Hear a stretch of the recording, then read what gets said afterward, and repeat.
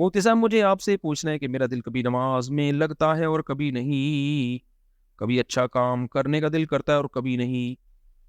یہ انسان کی فطرت ہے، کبھی نماز میں دل لگتا ہے کبھی نہیں لگتا. یہ سب کے ساتھ ہوتا ہے.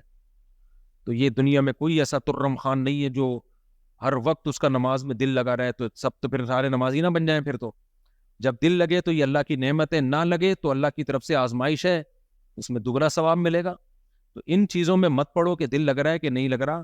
غلام کا کام ہوتا ہے جو ٹاسک اس کو دیا جائے اس ٹاسک کو وہ پورا کرتا ہے. کسی نے اچھا بعض لوگ یہ بھی کہتے ہیں کہ ہمیں تو عادت پڑ گئی ہے نیکی کی، تو ہم یوز ٹو ہو گئے ہیں، اب تو وہ جذبہ ہی نہیں رہا، اب تو نماز کی عادت پڑ گئی ہے.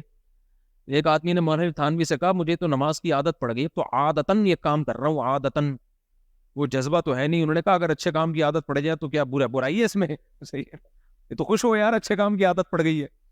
لوگوں کو چرس پینے کی عادت پڑ جاتی ہے، شراب پینے کی عادت پڑ جاتی ہے، تجھے نماز کی عادت پڑ گئی ہے.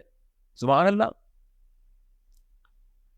ایک موٹیویشن اسپیکر ہے، اچھی باتیں کرتے ہیں، لیکن ایک بات انہوں نے عجیب و غریب کی کہ بچے کو جب آپ کوئی اچھا کام کروا کے انعام دیتے ہو تو بچے کو انعام کی عادت پڑ جاتی ہے اور پھر وہ بغیر لالچ کے کام نہیں کرتا. تو ٹھیک ہے، ہمیشہ انعام دینا ٹھیک نہیں ہے، لیکن بچے کو کاموں کی عادت ڈالنے کے لیے نا اگر کوئی انعام دے کے عادت ڈالی جائے اس میں کوئی حرج نہیں ہے. عادت پڑنے دو، بھلے لالچ میں ہی پڑ جائے، بھلے لالچ میں ہی پڑ جائے. کیونکہ جب عادت ایک دفعہ پڑ جاتی ہے نا پھر لالچ نہیں بھی ہو تو کرتا ہے آدمی کام. تو عبداللہ ابن مبارک بہت بڑے محدث گزرے ہیں، بہت بڑے بزرگ گزرے ہیں.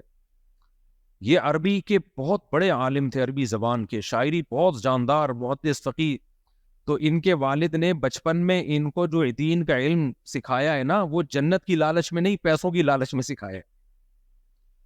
ان کو ان کے والد کہا کرتے تھے عربی کا ایک شعر یاد کر لو 1 درہم دوں گا، جیسے 1 روپیہ دوں گا. تو کہتے تھے میں لالچ میں ایک شعر یاد کرتا تھا، 1 روپیہ ملتا تھا. ایسے پیسوں کی لالچ میں کہتے ہیں میں نے اتنی شاعری عربی کی یاد ہو گئی کہ خود شاعر بن گئے، عربی زبان کے ماسٹر بن گئے.